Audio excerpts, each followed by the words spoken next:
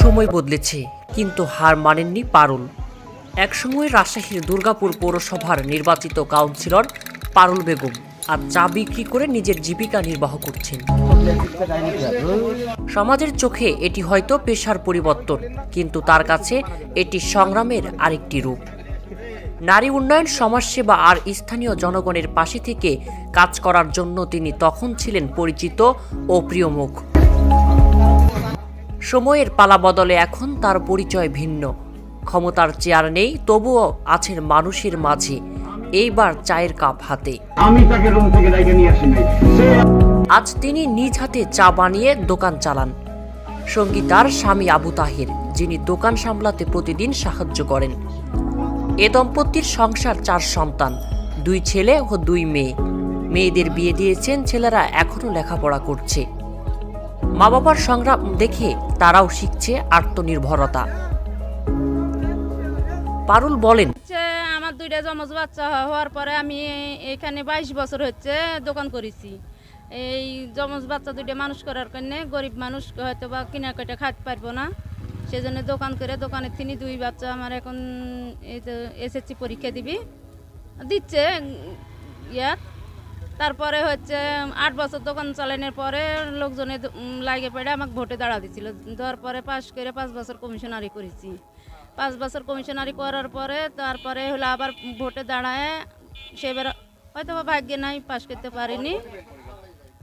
তারপর থেকে আবার এই যে দোকান চালু করছি, দোকানে এসে দোকানদারি করছি। তিনি আরো বলেন, আমার স্বামী পাশে না থাকলে এত দূর আসা হতো না।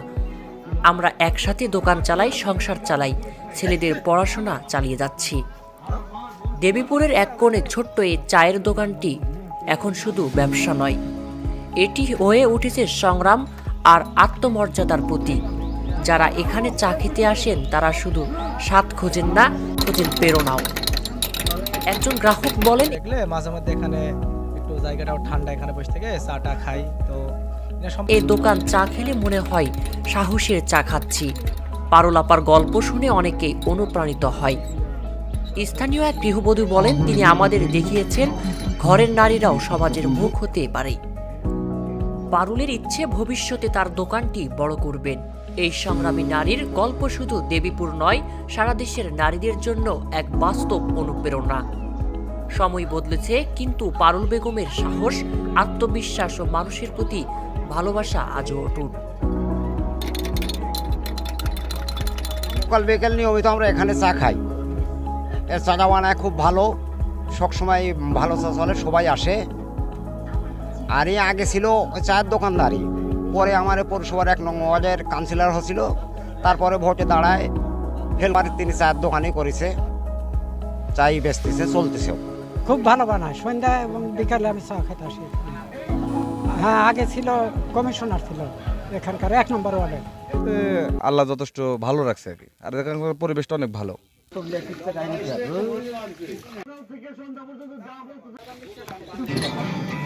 সৈয়দ মাহমুদ শাওন, উত্তরা প্রতিদিন।